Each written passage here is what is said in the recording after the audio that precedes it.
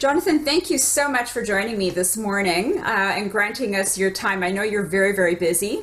For those of you that are joining us today via recording, my name is Sandra Corrado, and joining me on this conversation is Jonathan Maister. He is a registered massage therapist, sports massage therapist, and athletic therapist.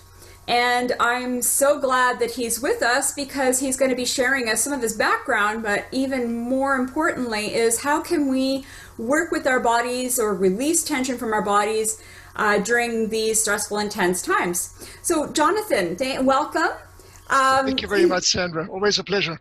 Yes, it's a pleasure for me to have you. Can you share with us a little bit about your background? Certainly. Okay. I'm an athletic therapist, massage therapist with a specialty in sport massage. So we're the folks who travel with national teams to the Olympic Games, the Commonwealth Games, and professional teams. I generally don't because I'm kind of like wedged in the sandwich generation, and I'm in private practice. But someone with my qualifications, this is actually what we do. So it's a very exciting profession regardless. And even though 90% of the time I am in clinic, the balance of the time I do teach adult education, massage therapy. I do lecture at various conventions throughout Canada. And this past year, actually, I did teach in the USA and South Africa as well. And it's a great way of meeting many people and networking. This is a global village, and it's tremendous having been privy to that. I guess in terms of my background, back when I was at university, I used to run competitive track athletics, and subsequent to that, I did a number of half marathons. So then this is basically inculcated in my lifestyle, a sense of wellness, and which is why I really thrive on being in the company of people such as yourself, Sandra, who has such a positive temperament and an ideal of wellness. Thank you. Thank you for the compliment. And for me, it's a pleasure and an honor to be to have you as a wellness colleague as well. I've learned so much from you and benefited from your expertise. How many years experience do you have in your field? If you add your... Oh my golly. Okay, I graduated actually, though I arrived in Canada some 31 years ago with a degree in economics and psych. It's 25 years ago, pushing 26 years ago, I finished up my studies at Sheridan College as an athletic therapist. Subtract 2 years of that massage therapy, so 2 decades to a quarter century in that ballpark. It's been a while, and certainly longevity is there, and clearly I enjoy what I do. So, well, there you go. That's my history in this profession.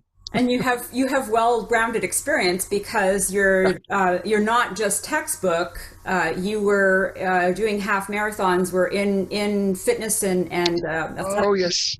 And you know what they say, what they don't teach you in school. Certainly, having been active, you nurture within you that instinctive sense of what's going on. Mm-hmm. If you have been active, someone who's sedentary, unfortunately, even though they may be very book smart, they don't have that added instinct that comes from someone who has been active. Right, and I appreciate that. I appreciate when someone has well-rounded experience. So yeah, thank you for sharing that. So we're doing a lot more sitting now. Many of us are working from home, perhaps feeling a little bit more stressed than normal.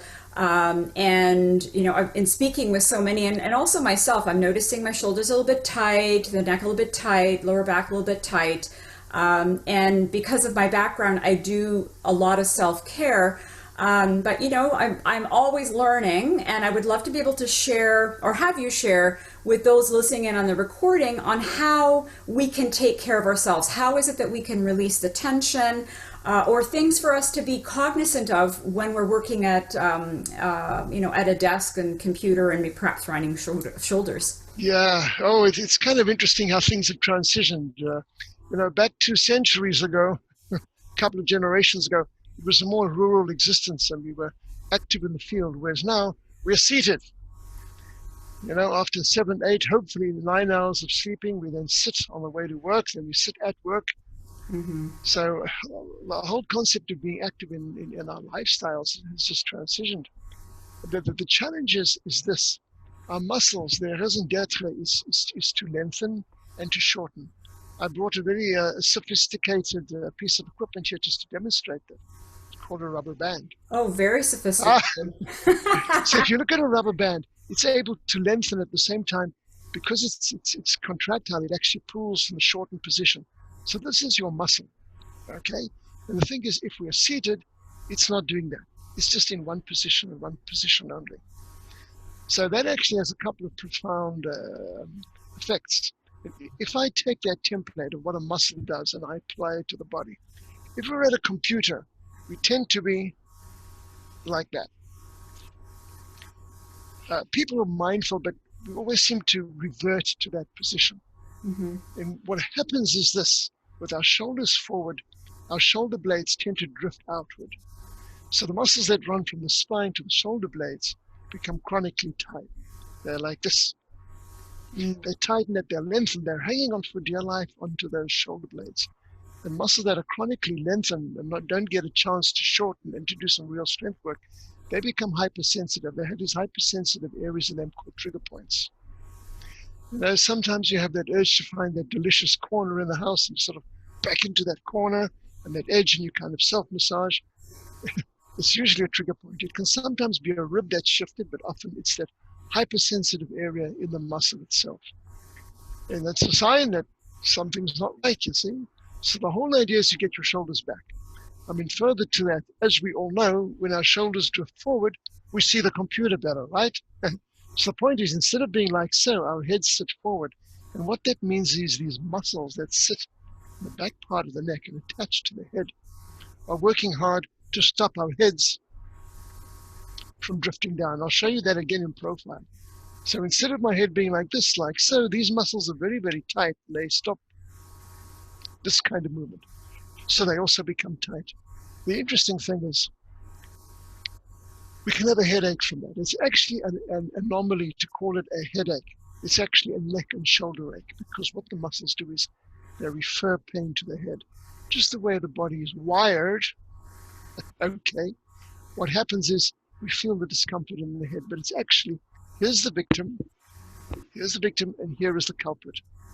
So what we need to do is get the shoulders back just by a simple contraction. I've got my hands tied here behind my back, like so. And I contract these muscles that sit between the shoulder blades. And I bring the shoulders back. And that actually has a double positive effect. Number one, it allows those muscles that sit between the shoulder blade and the spine, known as the rhomboid and the middle trapezius, they're like this and they're under stress. It gives them a chance, A, to contract, and B, to shorten. And secondly, these muscles, they tend to get real tight and bunched up in this area, your pectoral muscles. You get a chance to stretch them. So yeah, in a perfect world, you're in the swimming pool doing backstroke. But in lieu of that, just by doing a number of these contractions, repeats of 2 seconds, do it for about a minute, 20 repetitions, 30 repetitions, you can make the world of difference. And of course, be mindful of where your head is. Yeah, further to that is you think about your low back. If we are slouching, our low back is sort of arching the wrong way. And what we need to do is get the arch back in the other way, get the curve back. So just simply by positioning yourself, and the kind of neat thing is it all happens automatically. By getting your head back in position, your shoulders back, your low back automatically arches. And what you do is you bring a lot of relief. I'm attempting to do that now, and I am feeling it actually. Yep. Oh yeah.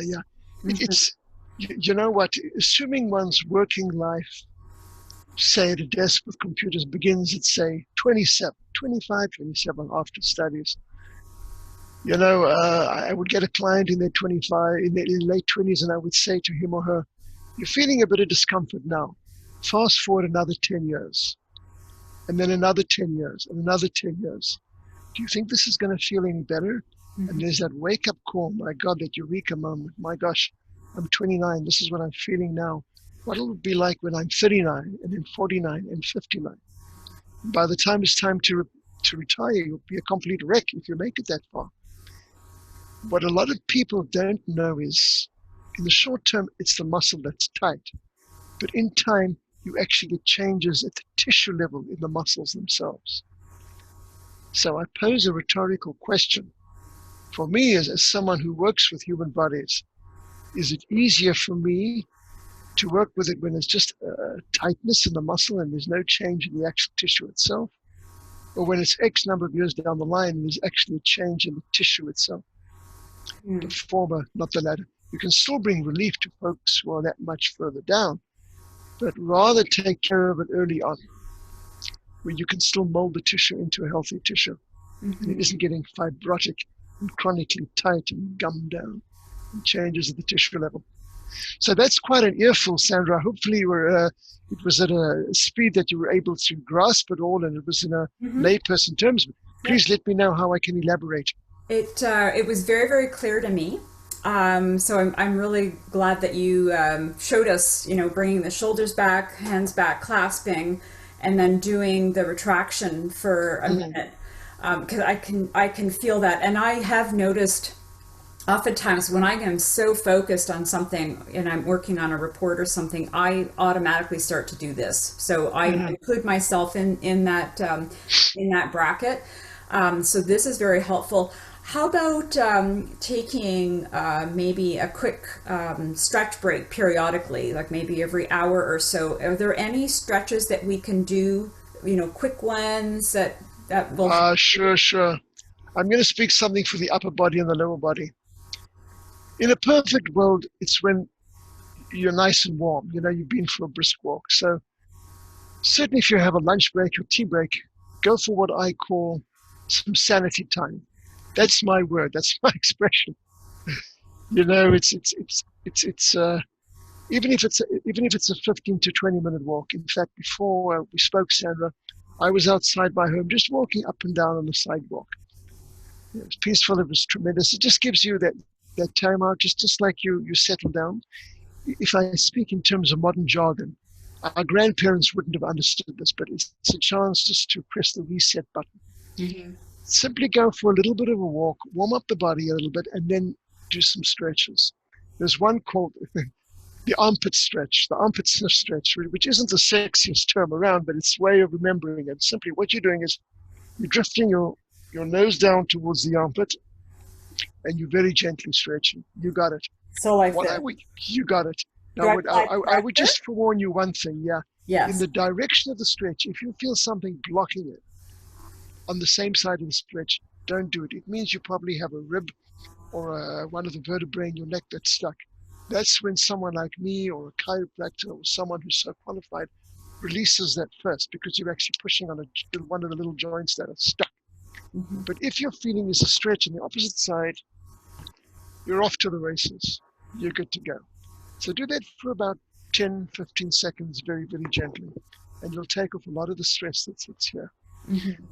The other thing is, if you look at the lower body, if we're inactive, we're sitting at a desk a lot.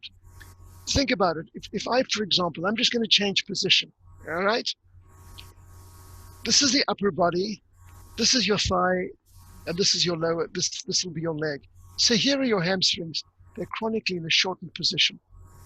And that means that they're going to pull on the pelvis more than they should. Instead of being able to go like this, they can only go like this. So they can pull your back out very easily. So there's no shortage of stretches online for the hamstring. So what I invite anyone who's watching this to do is do some hamstring stretches if they don't.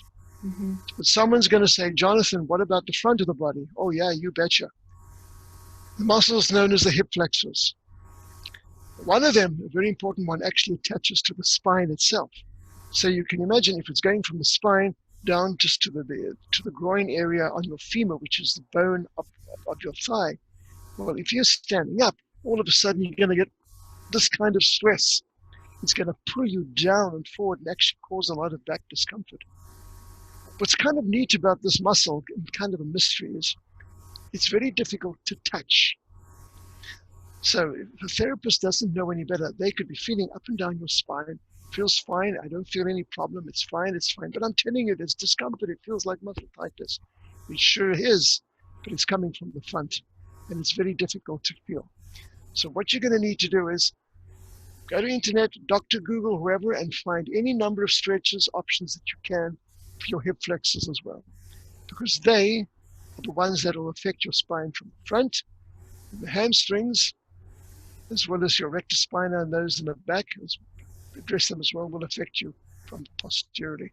So don't forget, it's often what you don't see that's really important. Mm-hmm. Mm-hmm. Thank you for So another earful, but I hope that was clear. Chock full of information and very, very, very clear. So I guess this recording comes with a caveat or a warning to be mindful of any sensations in the body, and if there's pain or discomfort, to be discerning whether it is wise to see a specialist, like an expert, whether it's massage or sports therapy, or perhaps a chiropractor or other practitioner, that perhaps there's a bit more care that's required than a simple stretch at home. Yeah. Well, you know what? In the short term, if just a position change relieves your discomfort, you're probably okay. Mm-hmm. It is probably wise every couple of weeks to go for tune-up. There's the expression in English, conspicuous by its absence.